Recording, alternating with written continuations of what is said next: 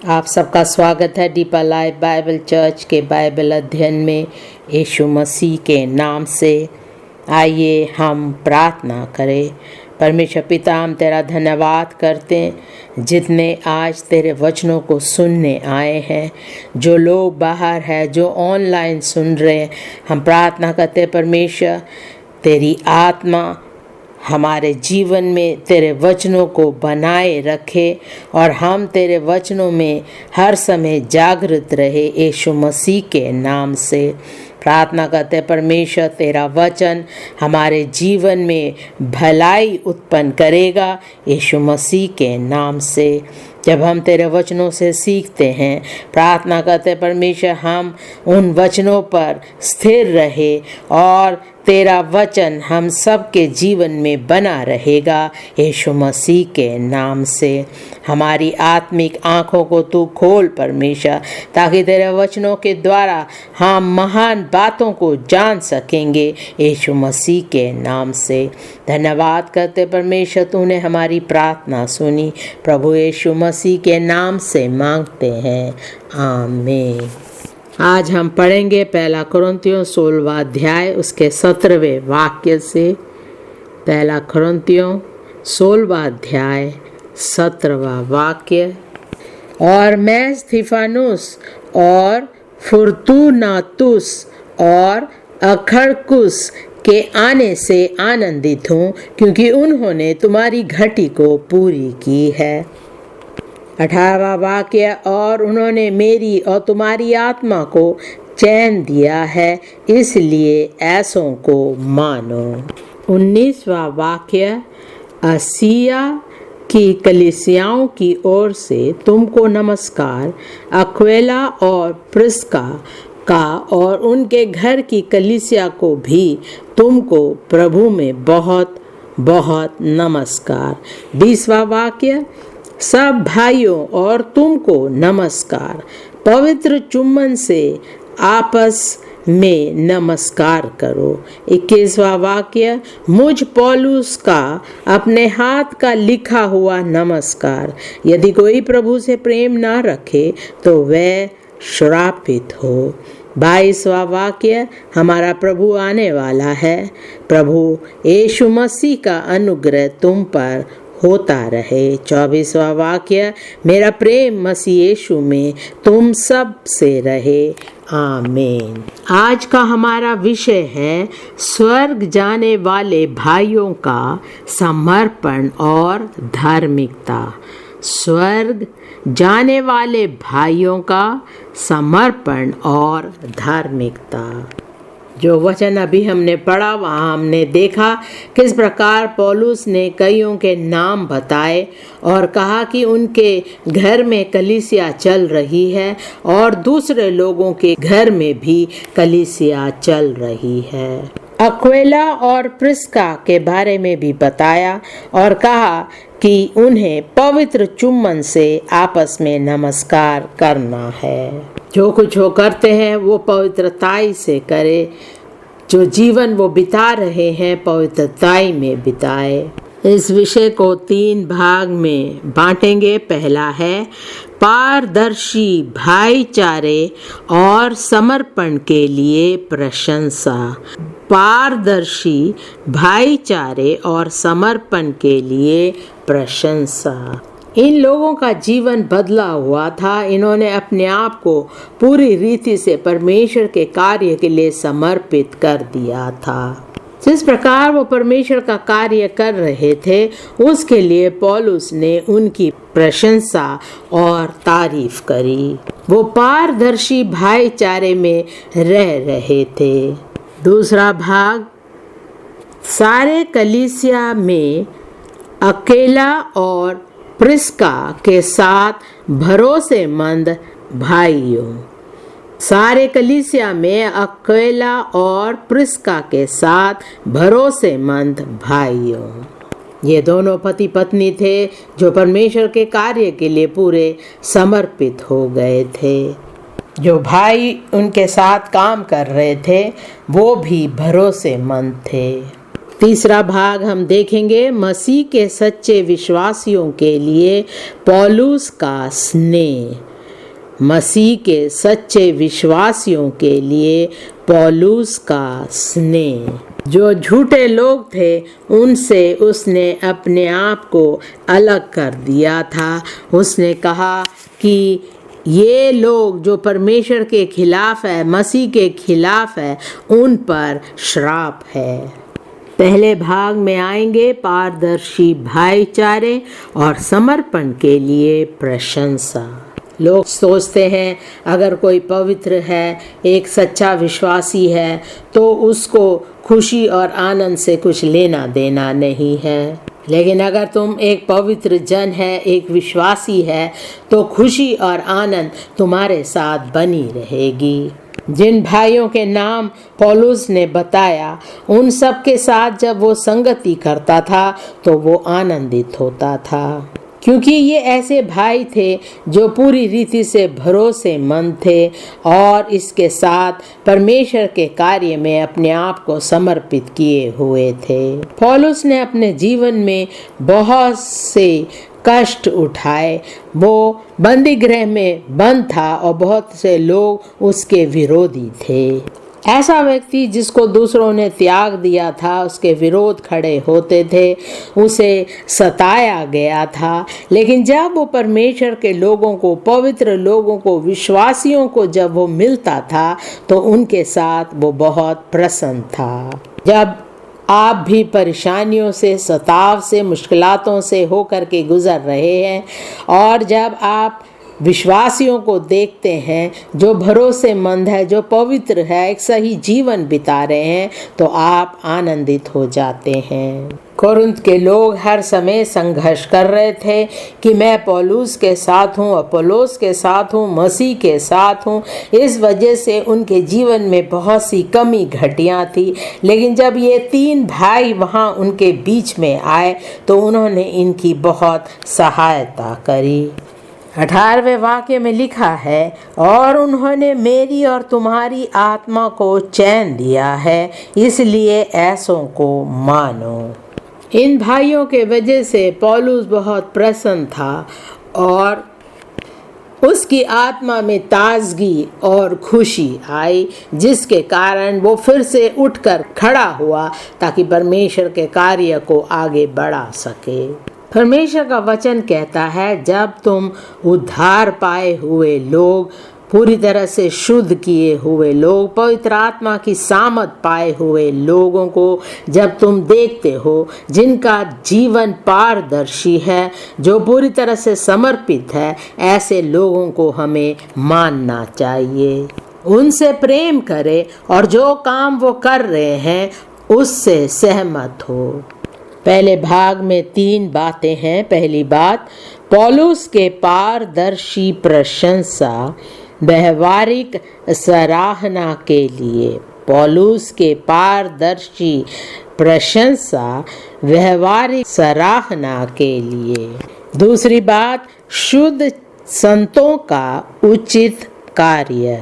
शुद्ध संतों का उचित कार्य। तीसरी बात, वास्तव में व्यक्तिगत रूप से पवित्र किए हुए। वास्तव में व्यक्तिगत रूप से पवित्र किए हुए।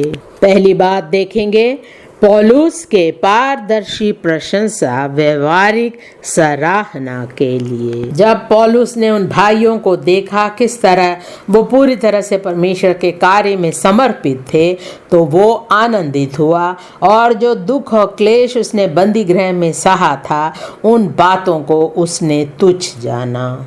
उन भाइयों ने तुम्हारी इतनी सहायता करी, जब तुम परेशानी में थे उन्होंने तुम्हें संभाला।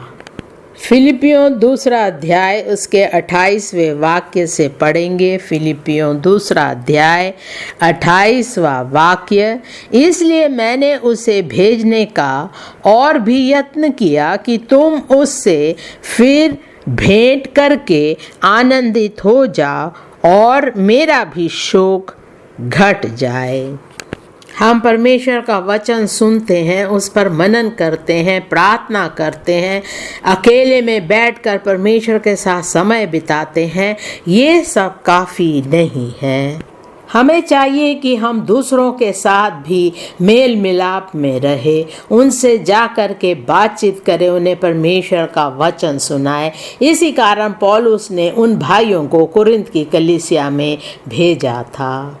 जब एक दूसरे से मिलते हैं हमें आनंदित होना है। केवल कार्य करना, शिक्षा देना, सेवकाई करना काफ़ी नहीं है, एक दूसरे के साथ मिलजुल के रहना भी ज़रूरी है। उसी का 29वां वाक्य, इसलिए तुम प्रभु में उससे बहुत आनंद के साथ भेंट करना और ऐसों का आदर किया करना।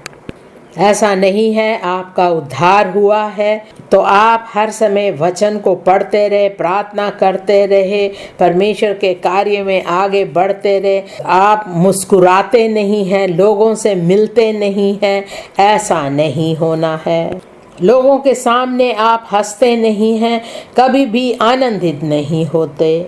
ऐसे लोगों का पूरी रीति से उद्धार नहीं हुआ है, शुद्धिकरण नहीं हुआ है। वे सोचते हैं कि अगर वो विश्वासी है तो उन्हें किसी भी बात पर हंसना नहीं है, किसी भी बात के लिए आनंदित नहीं होना है। फिलिपियों के कलीसिया में हम देखते हैं कि वे लोग सोचते थे कि पासवान और दूसरे सदस्य, नए या पुराने, सब एक समान है, उन्हें किसी का आदर नहीं करना है। 29वें वाक्य में लिखा है, इसलिए तुम प्रभु में उससे बहुत आनंद के साथ भेंट करना और ऐसों का आदर किया करना। उसी का 30वां वाक्य, क्योंकि वही मसीह के काम के लिए अपने प्राणों पर जोखिम उठाकर मरने के निकट हो गया था, ताकि जो घटी तुम्हारी ओर से मेरी सेवा में हुई उसे पूरा करे। इब्रानियों 6 अध्याय उसके 10वें वाक्य से पढ़ेंगे। इब्रानियों 6 अध्याय 10वां वाक्य, क्योंकि परमेश्वर अन्यायी नहीं कि तुम्हारे काम और उस प्रेम को भूल जाए जो तुमने उसके नाम के लिए इस रीति से दिखाया कि पवित्र लोगों की सेवा की और कर भी रहे हो। परमेश्वर का धन्यवाद हो, हम सुसमाचार का कार्य करते हैं, संसार के लोगों तक जाते हैं, उन्हें परमेश्वर का वचन सुनाते हैं, उनका उद्धार हो जाता है। लेकिन हमें एक बात का ध्यान रखना है, जो कलीसिया के सदस्य हैं, जो कलीसिया में संत लोग हैं, उन्हें भूलना नहीं है। जब उनके जीवन में परेशानी हो, कोई दुख क्लेश हो, संकट हो, तो हमें जाना है और उन्हें प्रोत्साहित करके उनकी सहायता करना ज़रूरी है। 11वां वाक्य, पर हम बहुत चाहते हैं कि तुम में से हर एक जन अंत तक पूरी आशा के लिए ऐसा ही प्रयत्न करते रहे। उसी का 12वां वाक्य, ताकि तुम आलसी ना हो जाओ, वरन उनका अनुकरण करो जो विश्वास और धीरज के द्वारा प्रतिज्ञाओं के वारिस होते हैं। पहले भाग का दूसरी बात हम देखेंगे, शुद्ध संतों का उचित कार्य। शुद्ध संतों का उचित कार्य, जो कार्य हम करना चाहते हैं उसे हमें करके दिखाना ज़रूरी है। केवल बोलना नहीं, लेकिन उस कार्य को पूरा करना ज़रूरी है। उस कार्य के द्वारा लोग जो प्रेम आपके हृदय में है उसे देख सकेंगे। लोग नहीं जानते आपके जीवन में क्या कुछ हो रहा है, आप कैसे जी रहे हैं, आपके हृदय में कितना परमेश्वर का प्रेम है, लेकिन जो कार्य आप प्रेम से करते हैं उन बातों को वो देखते हैं। उससे उन्हें पता चलता है कि ये व्यक्ति प्रेम से भरा हुआ है, ये बहुत ही प्रेमी है और दूसरों की सहायता करता है। पहला कुरिन्थियों 16वां अध्याय उसके 18वें वाक्य के शुरुआत में लिखा है, और उन्होंने मेरी और तुम्हारी आत्मा को चैन दिया है। हम किसी को ताजगी कैसे दे सकते हैं? अगर वो प्यासा है, हम उसे स्वच्छ जल पिलाए।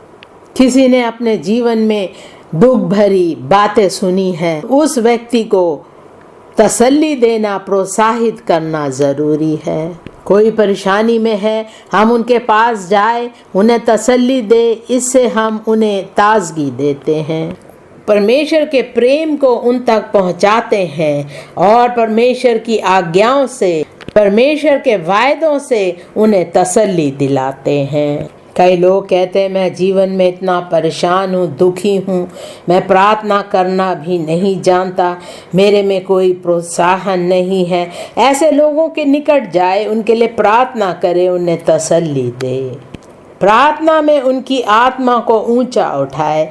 ये इन सब बातों से हम एक दूसरे को ताजगी दे सकते हैं। पौलुस ने कहा, और उन्होंने मेरी और तुम्हारी आत्मा को चैन दिया है। वो इतनी परेशानी से, बंदीगृह से होकर के निकला था, लेकिन जब परमेश्वर के लोगों के पास आया तो उन्होंने उसे चैन दिया। 2 कुरिन्थियों 7वां अध्याय उसके 6 वाक्य से पढ़ेंगे। 2 कुरिन्थियों 7वां अध्याय 6 वाक्य। तो भी दीनों को शांति देने वाले परमेश्वर ने तीतुस के आने से हमको शांति दी।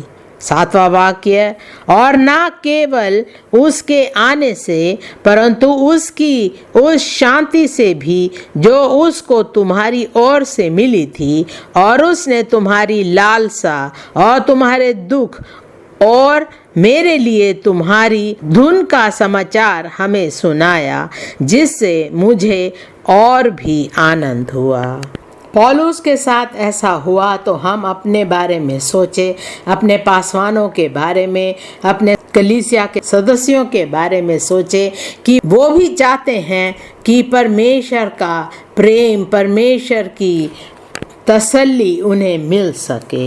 एक दूसरे से प्रेम करना, एक दूसरे की बातों पर चिंता करना बहुत ज़रूरी है। एक दूसरे के साथ प्रेम से संगति रखना बहुत ज़रूरी है। मेरी प्रार्थना है ऐसे तसल्ली, ऐसा चैन, ऐसा प्रेम हम सब के बीच में, कलीसिया में हर समय बना रहेगा, यीशु मसीह के नाम से।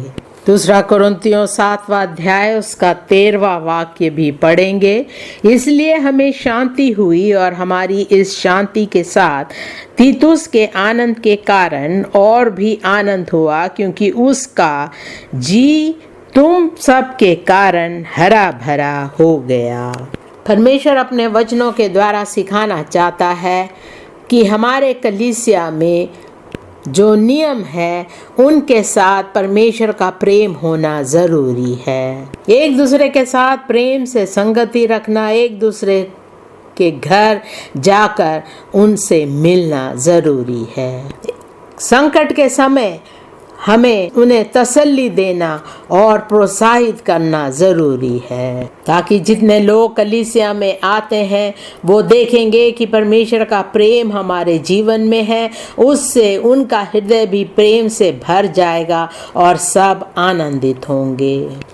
फिलेमोन 1 अध्याय उसका 7वां वाक्य। फिलेमोन 1 अध्याय उसका 7वां वाक्य। क्योंकि हे भाई, मुझे तेरे प्रेम से बहुत आनंद और शांति मिली, इसलिए कि तेरे द्वारा पवित्र लोगों के मन हरे भरे हो गए हैं।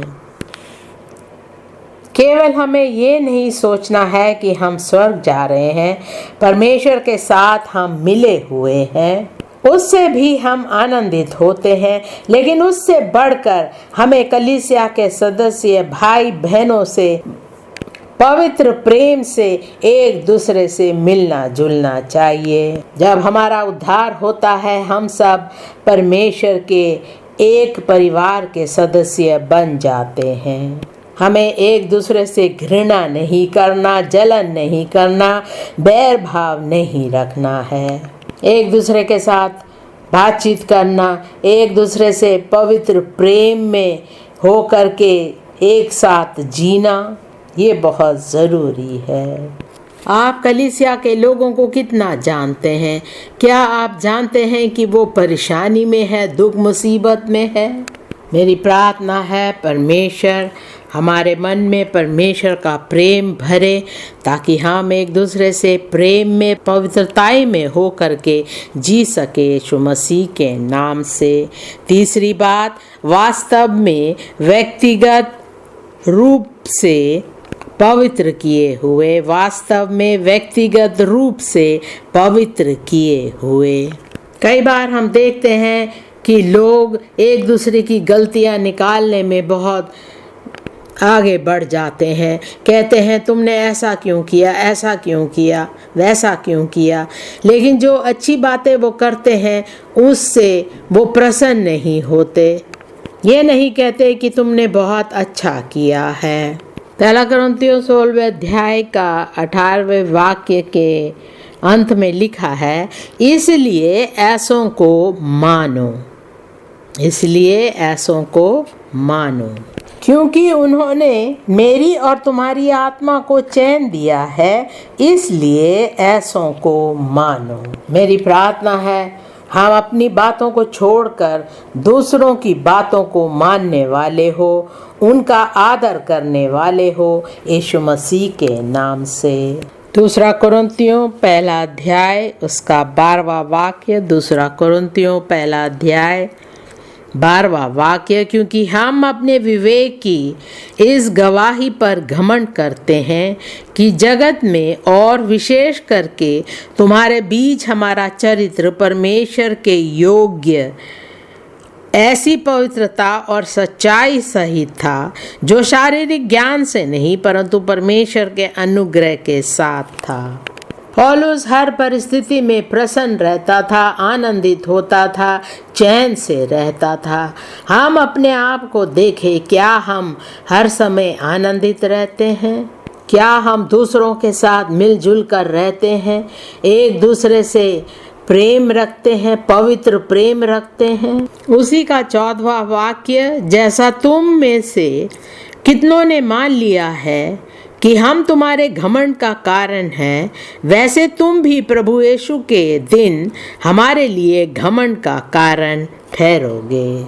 जो काम परमेश्वर के लोग करते हैं, तुम्हारे पासवान करते हैं, कलीसिया के सदस्य परमेश्वर का काम करते हैं, हमें उन पर घमंड करना चाहिए। दूसरा तीमुथियुस दूसरा अध्याय उसका 19वें वाक्य से पढ़ेंगे। दूसरा तीमुथियुस दूसरा अध्याय 19वां वाक्य, तो भी परमेश्वर की पड़ी नींव बनी रहती है और उस पर ये छाप लगी है कि प्रभु अपनों को पहचानता है और जो कोई प्रभु का नाम लेता है वह अधर्म से बचा रहे। उसी का 21वां वाक्य, यदि कोई अपने आप को इनसे शुद्ध करेगा तो वह आदर का बर्तन और पवित्र ठहरेगा और स्वामी के काम आएगा और हर भले काम के लिए तैयार होगा। 22वां वाक्य, जवानी की अभिलाषाओं से भाग और जो शुद्ध मन से प्रभु का नाम लेते हैं उनके साथ धर्म और विश्वास और प्रेम और मेल मिलाप का पीछा कर। उसी का 25वां वाक्य पढ़ेंगे, और विरोधियों को नम्रता से समझाए, क्या जाने परमेश्वर उन्हें मन फिराव का मन दे कि वे भी सत्य को पहचाने। जब लोग सही कार्य करते हैं, प्रेम से करते हैं, तो उनकी प्रशंसा करें, उन्हें प्रोत्साहित करें। जब आप देखते हैं उनका जीवन सही नहीं है, उन्होंने कुछ गलत काम किया है, तो उन्हें नम्रताई से समझाने की कोशिश करें। वो पिछली बातों पर ध्यान देते हैं, वो वर्तमान में क्या हो रहा है उन बातों पर ध्यान नहीं देते। हमें चाहिए कि हम उनकी चुनौतियों में उन्हें प्रोत्साहित करें, तसल्ली दे और समझाए कि वो सही रास्ता चुन ले।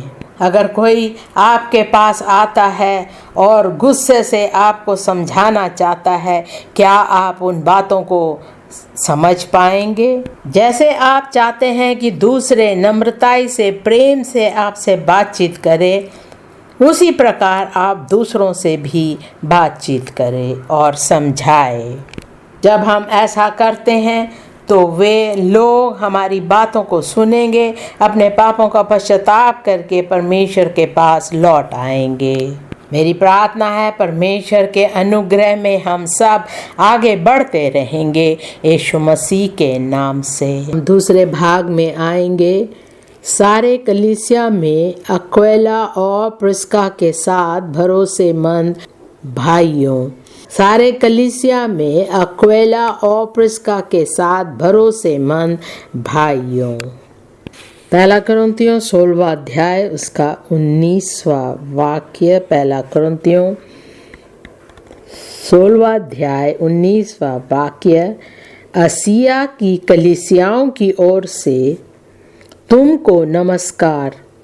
अक्विला और प्रिस्का का और उनके घर की कलीसिया को भी तुमको प्रभु में बहुत बहुत नमस्कार। उसी का 20वां वाक्य। सब भाइयों का तुमको नमस्कार। एक पवित्र चुंबन से आपस में नमस्कार करो, एक बुरे दिल से नहीं, पाप भरे हृदय से नहीं। उस चुंबन में अगर पवित्रता ही नहीं तो ऐसा चुंबन नहीं देना है। जो कुछ हम करें पवित्रता में करें। इस भाग में 3 बातें देखेंगे। प्रचारकों की पूर्णता के प्रति मसीह समान समर्पण। प्रचारकों की पूर्णता के प्रति मसीह समान समर्पण। दूसरी बात, पौलुस के साथ पूर्ण समर्पण।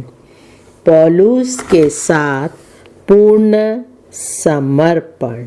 तीसरी बात, उद्देश्यपूर्ण संरक्षण के लिए सराहनीय योगदान। उद्देश्यपूर्ण संरक्षण के लिए सराहनीय योगदान। पहली बात, प्रचारकों की पूर्णता के प्रति मसीह समान समर्पण। प्रेरितों के काम 18वें अध्याय का 24वें वाक्य से पढ़ेंगे। प्रेरितों के काम 18वां अध्याय 24वां वाक्य। अपोलोस नाम एक यहूदी जिसका जन्म सिकंदरिया में हुआ था, जो विद्वान पुरुष था और पवित्र शास्त्र को अच्छी तरह से जानता था, इफिसुस में आया। यहाँ पर हम अक्विला और प्रिस्का जो पति पत्नी है उन्हें देख रहे हैं, जो परमेश्वर के कार्य के लिए आगे बढ़ गए थे। ये मसीह लोग थे। हर समय वो दूसरों की सहायता करते थे ताकि लोग परमेश्वर को जान सके। 25वां वाक्य। उसने प्रभु के मार्ग की शिक्षा पाई थी और मन लगाकर यीशु के विषय में ठीक ठीक सुनाता और सिखाता था, परंतु वह केवल यूहन्ना के बपतिस्मा की बात जानता था। पश्चाताप के बारे में वो जानता था, लेकिन पूरी रीति से किस तरह एक व्यक्ति का जीवन बदल सकता है उसके बारे में वो नहीं जानता था। जो कोई यूहन्ना बपतिस्मा देने वाले ने सिखाया उन बातों को वो जानता था। जो बातें यीशु मसीह ने अपने चेलों को बताई थी उन बातों में से सब कुछ वो नहीं जानता था। 26वां वाक्य। वह आराधनालय में निडर होकर बोलने लगा, पर प्रिस्किल्ला और अक्विला उसकी बातें सुनकर उसे अपने यहाँ ले गए और परमेश्वर का मार्ग उसको और भी ठीक ठीक बताया। अक्विला और प्रिस्किल्ला ने इस व्यक्ति को पूरी रीति से परमेश्वर के वचन से सिखाया। प्रेरितों के काम 18 यूहन्ना बपतिस्मा के बहुत बाद लिखा गया था, इसलिए वो सारी बातें नहीं जान पा रहा था। वो चाहते थे कि वो परमेश्वर के वचनों को पूरी रीति से जान सके। इसी प्रकार परमेश्वर हमसे भी बातचीत कर रहा है कि हम भी परमेश्वर के वचन को पूरी रीति से जाने, ताकि हम जा कर के दूसरों को भी सिखा सके। कई बार हम देखते हैं बहुत से लोग हैं जो मसीह है, कलीसिया में जाते हैं, लेकिन वो परमेश्वर के वचनों को सही रीति से नहीं जानते हैं। इसलिए हमें चाहिए कि हम परमेश्वर के वचनों को पूरी रीति से पहले जानें और दूसरों को भी सिखा सके। कुलसियों पहला अध्याय उसका 28वां वाक्य से पढ़ेंगे। कुलसियों पहला अध्याय 28वां वाक्य, जिसका प्रचार करके हम हर एक मनुष्य को जता देते हैं और सारे ज्ञान से हर एक मनुष्य को सिखाते हैं कि हम हर एक व्यक्ति को मसीह में सिद्ध करके उपस्थित करें। 29वां वाक्य, और इसी के लिए मैं उसकी उस शक्ति के अनुसार जो मुझ में सामर्थ के साथ प्रभाव डालती है तन मन लगाकर परिश्रम भी करता हूँ। हम जो परमेश्वर के लोग हैं, हमें चाहिए कि हम दूसरों को सावधान करें, दूसरों को परमेश्वर के वचन से शिक्षा दें। हमें चाहिए कि हम परमेश्वर के वचनों के द्वारा दूसरों को पूरी रीति से सिद्ध कर सके। परमेश्वर के वचनों के द्वारा हमें पूरी रीति से लोगों को सिखाना है ताकि वो अपने आप को पूरी तरह से समर्पित कर सके और परमेश्वर के कार्य में आगे बढ़ सके, ताकि मसीह में हम उन्हें पूरी रीति से सिद्ध स्थापित कर सके। दूसरी बात, पौलुस के साथ पूर्ण समर्पण।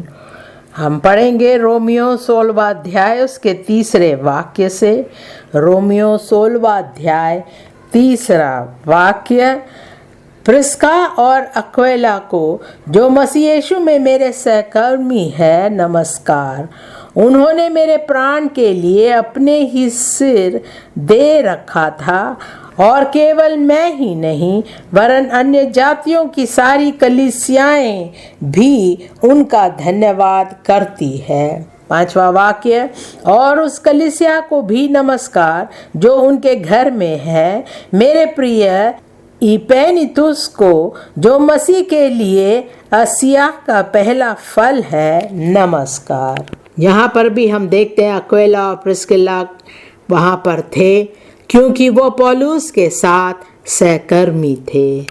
पौलुस को परमेश्वर के वचन का प्रकाशन था, इसी कारण वो उसकी सहायता करते थे। हमें भी चाहिए कलीसिया में जब हम देखते हैं ऐसे लोग हैं जो वचन को पूरी रीति से नहीं जानते, हम उन्हें समझाएं और उन्हें परमेश्वर में और मजबूत कर सके। जब पौलुस उन्हें मिलने जाता था, ये लोग उसे संभाल कर रखते थे, हर समय वो उन्हें सुरक्षित रखते थे। पौलुस ने उन लोगों का धन्यवाद किया जिन्होंने अपने घर में कलीसिया रखी थी। तीसरी बात, उद्देश्यपूर्ण संरक्षण के लिए सराहनीय योगदान। पहला कोरिन्थियों 16वां अध्याय उसका 19वें वाक्य से पढ़ेंगे। पहला कोरिन्थियों 16वां अध्याय 19वां वाक्य, आसिया की कलीसियाओं की ओर से तुमको नमस्कार। अक्विला और प्रिस्का का और उनके घर के कलीसिया को भी तुमको प्रभु में बहुत बहुत नमस्कार। 20वां वाक्य, सब भाइयों का तुमको नमस्कार। पवित्र चुंबन से आपस में नमस्कार करो।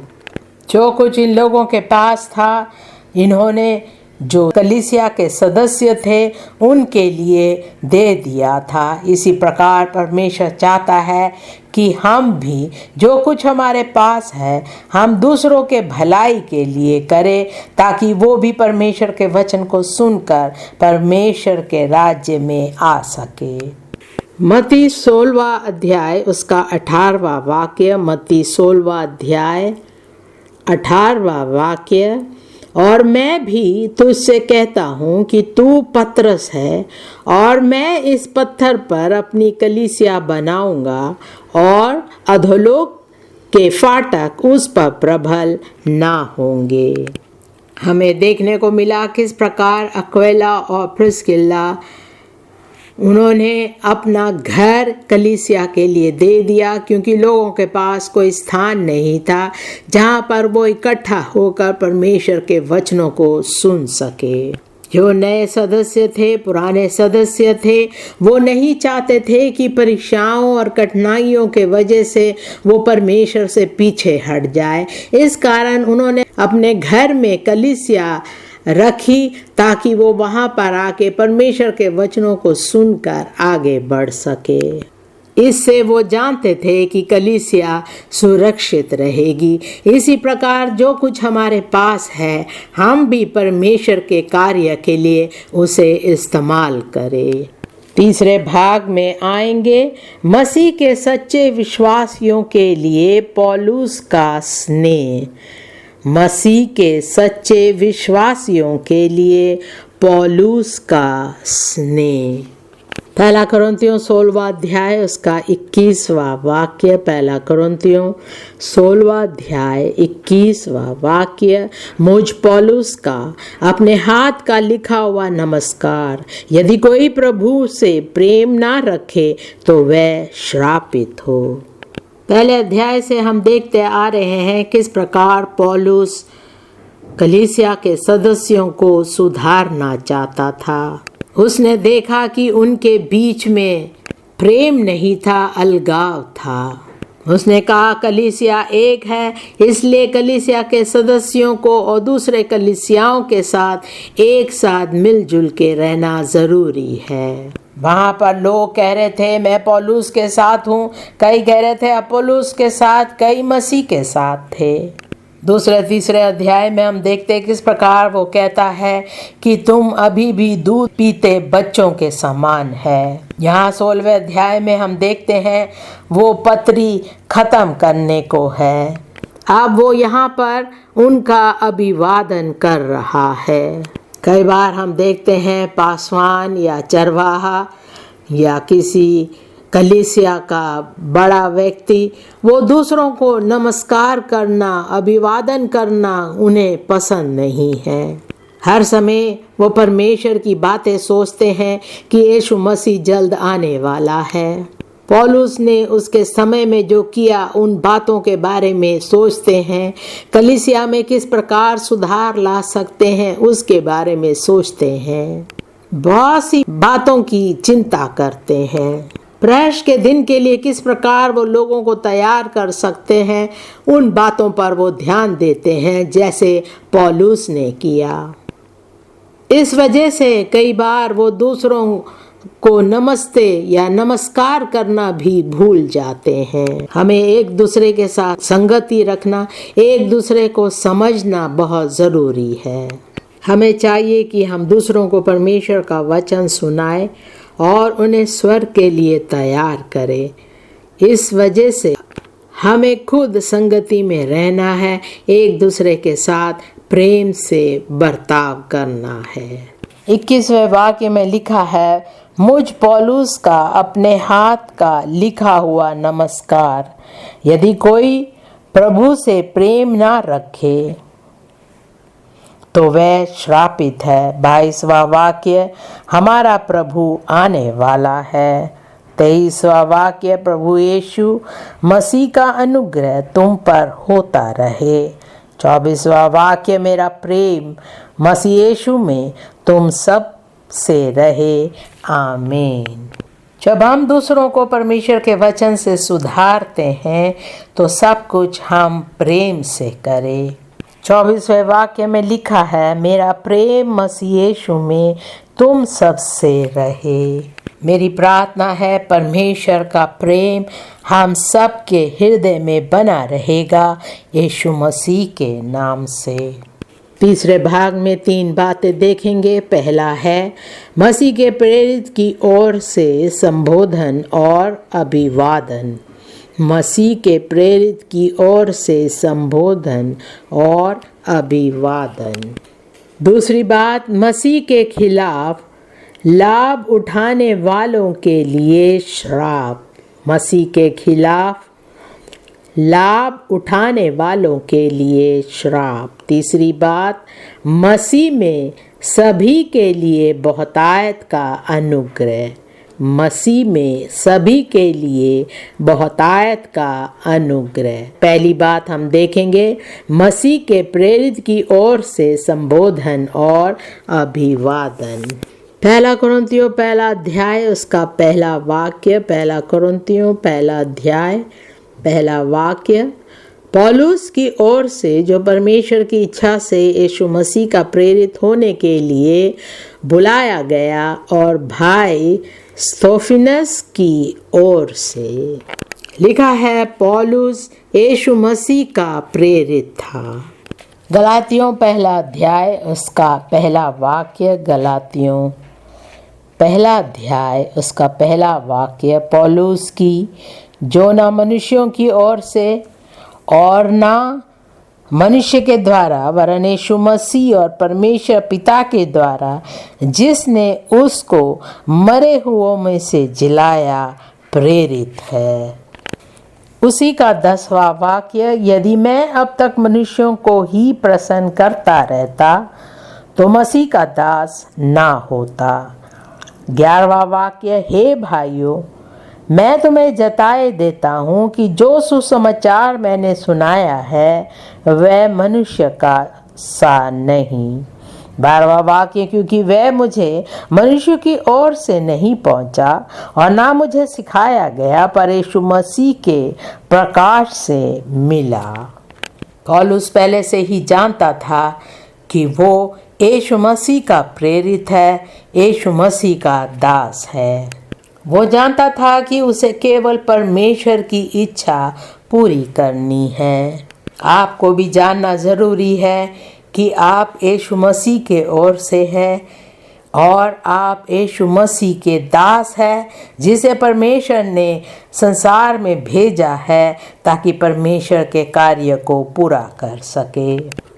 दूसरी बात, मसीह के खिलाफ लाभ उठाने वालों के लिए श्राप। हम देखेंगे पहला कुरिन्थियों 16वां अध्याय उसका 22वां वाक्य। हमारा प्रभु आने वाला है। जो लोग परमेश्वर या मसीह के खिलाफ लाभ उठाते हैं वो श्रापित है। यीशु मसीह जल्द आने वाला है और ऐसे लोगों का न्याय होगा।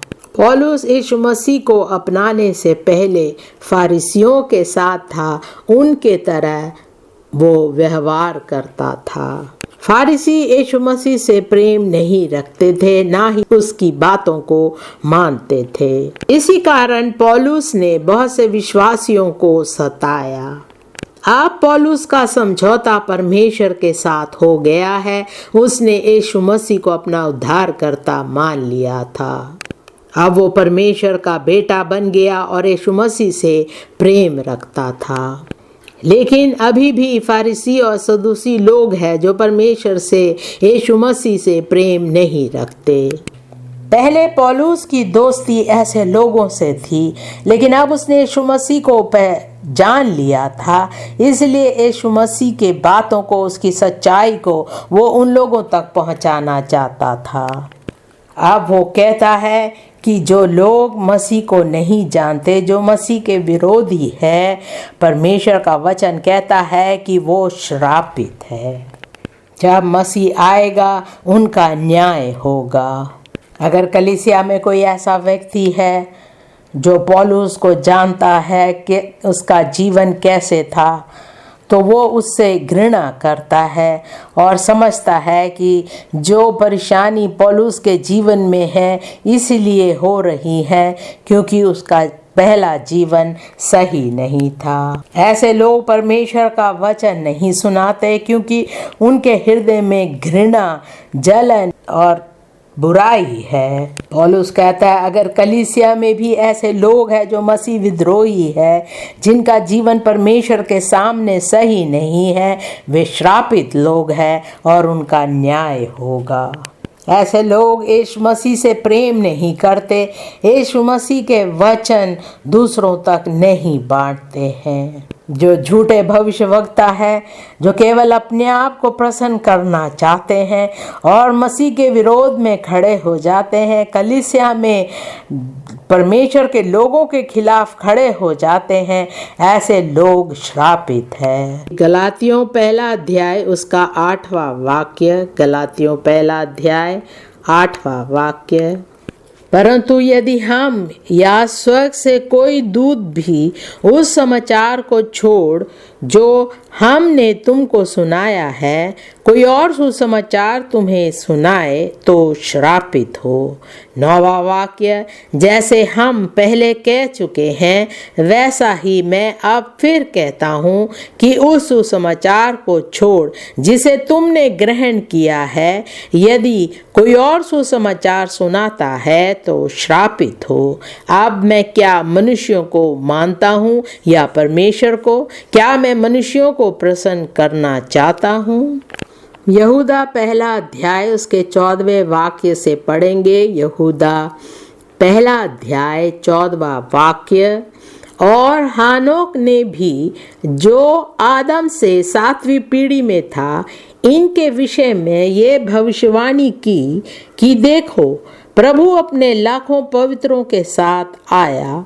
15वां वाक्य। कि सबका न्याय करे और सब भक्तिहीनों को उनके अभक्ति के सब कामों के विषय में जो उन्होंने भक्तिहीन होकर किए हैं, और उन सब कठोर बातों के विषय में जो भक्तिहीन पापियों ने उसके विरोध में कही है, दोषी ठहराए। 16वां वाक्य। ये तो असंतुष्ट, कुड़कुड़ाने वाले और अपने अभिलाषाओं के अनुसार चलने वाले हैं, और अपने मुंह से घमंड की बातें बोलते हैं, और वे लाभ के लिए मुंह देखी बड़ाई किया करते हैं। उसी का 18वां वाक्य। वे तुमसे कहा करते थे कि पिछले दिनों में ऐसे ठट्टा करने वाले होंगे जो अपनी अभक्ति के अभिलाषाओं के अनुसार चलेंगे। ये तो वे हैं जो फूट डालते हैं, ये शारीरिक लोग हैं जिनमें आत्मा नहीं। ऐसे लोगों के ऊपर न्याय होगा। इसी कारण हमें चाहिए कि हम दूसरों तक परमेश्वर का वचन पहुंचाए, प्रेम से, पूरे धीरज से हम उन्हें समझाएं, ताकि वो उन बातों को जान सके और परमेश्वर को अपना जीवन दे सके और उद्धार पा सके। वो परमेश्वर के प्रेम को जानेंगे, परमेश्वर का प्रेम उनके हृदय में होगा, परमेश्वर का अनुग्रह, उसकी सामत उनमें होगी यीशु मसीह के नाम से। लेकिन अगर वो अंत तक परमेश्वर को नहीं जानेंगे, परमेश्वर के प्रेम को नहीं जानेंगे, वचन में लिखा है वो श्रापित हो जाएंगे और परमेश्वर का न्याय उन पर होगा। तीसरी बात, मसीह में सभी के लिए बहुतायत का अनुग्रह। मसीह में सभी के लिए बहुतायत का अनुग्रह।